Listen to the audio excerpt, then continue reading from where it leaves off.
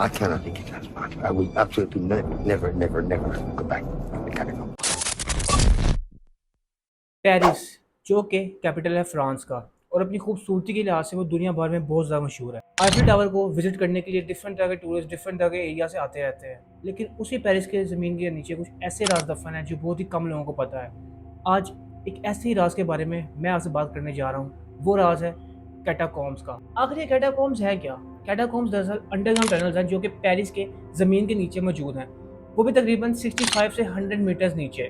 18वीं century के अंदर catacombs को बनाया गया था स्टोन माइनिंग के प्रोसेस के लिए, लेकिन तब पेरिस की आबादी बहुत ज़्यादा तेज़ी से बढ़ रही थी, जिसकी वजह से वहाँ की जो सिमेट्री थी वो ओवरफ्लो होने लग पड़ी, जिसकी वजह से सैनिटेशन वगैरह का मसला तो शहर में आने लग पड़ा था। तो तब की अथॉरिटीज़ ने ये फैसला किया कि हम इन लाशों को हम ट्रांसफ़र कर देंगे कैटाकॉम्स के अंदर, मतलब उन्होंने कैटाकॉम्स को कब्रिस्तान बनाने का फैसला कर दिया, और इसी वजह से 1786 के अंदर बहुत सी लाशों को वहाँ मुंतकिल किया गया। शुरू से ये टनल्स एक्सप्लोरर का बहुत मेन फोकस रहा है, और वहाँ बहुत से टूरिस्ट वगैरह भी जाते हैं एक्सप्लोर करने के लिए। खास करके जिनको एक्सप्लोरिंग का बहुत शौक है तो वो तो कैटाकॉम्स में जाने के लिए कुछ भी कर सकते हैं, वो इलीगली भी वहाँ पे घुस जाते हैं। Les cataphiles, ils viennent ici pour faire leur soirée. The cataphiles come here to party, to be on their own. So when they see the police, they're not very happy. They say we're everywhere. Il a suivi les câbles. Today as well, they will find 3 people on their watch.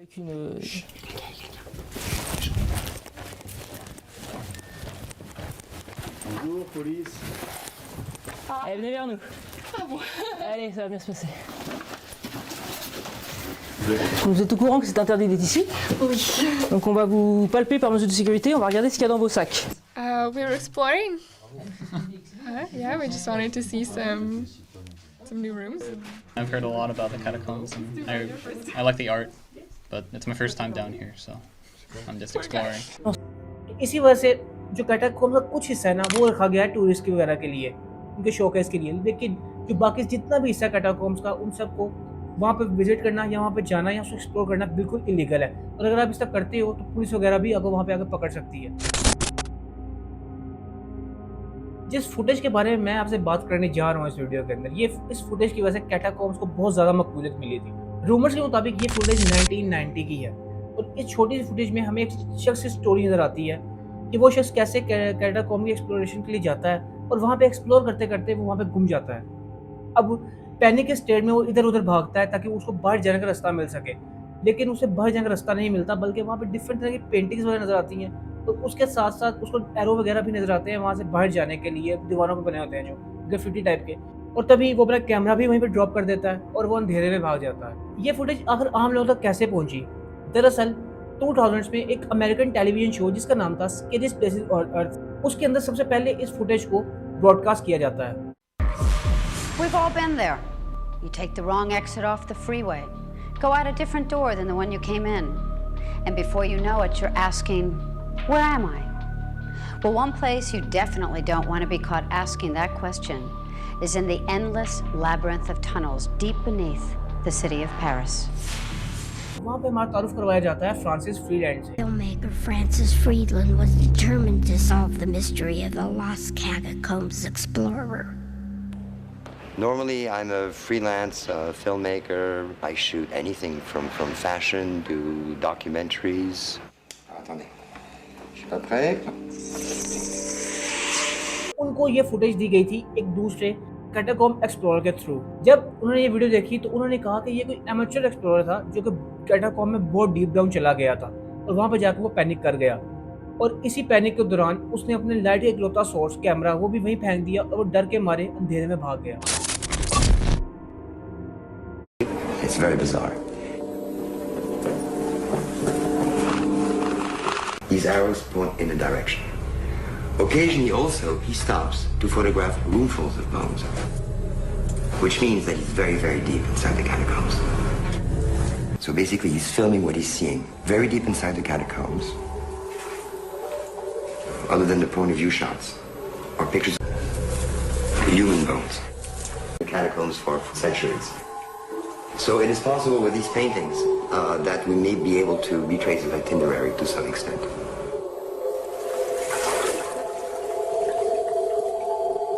After about 4, we hear his breathing get louder and louder, as though something was scaring him. He's frightened.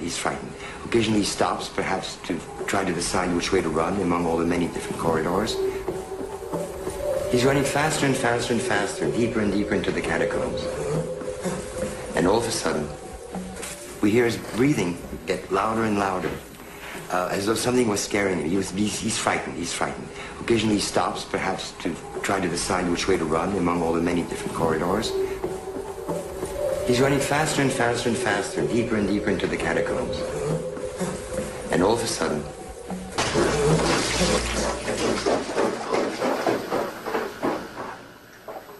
this video camera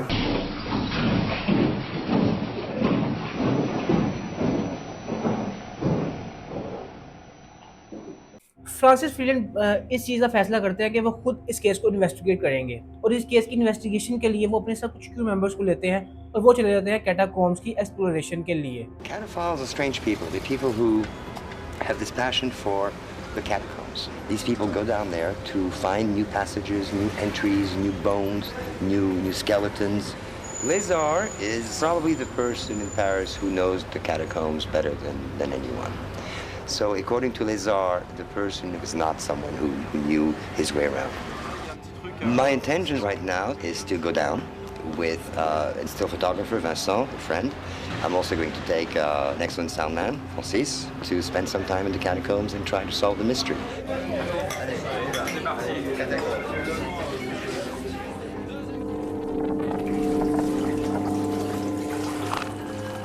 वो catacomb में बहुत deeper and deeper जाते हैं और यहाँ तक कि वो बहुत सी क्लस्ट्रोफोबिक टनल्स के अंदर से भी जाते हैं इस केस को सॉल्व करने के लिए।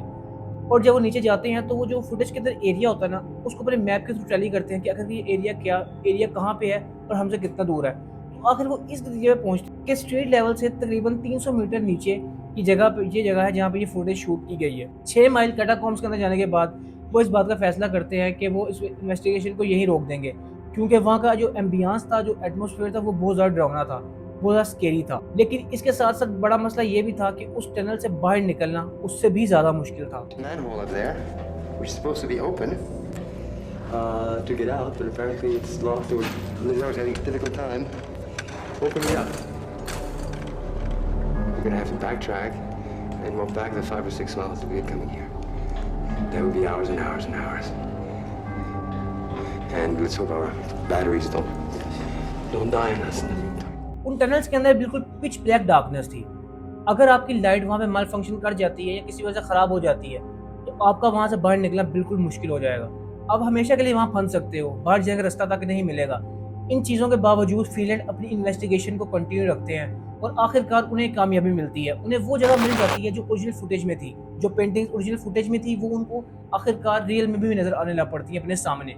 उसके साथ साथ उन्हें एक कमरा भी मिलता है जो कि फुल ऑफ बोन्स होता है, जैसे कि फुटेज के अंदर था।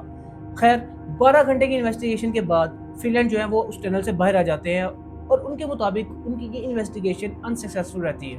We didn't solve the mystery. I don't think anyone ever will. There's too many miles of tunnels in there. We'll never understand what frightened whoever it was that dropped this tape.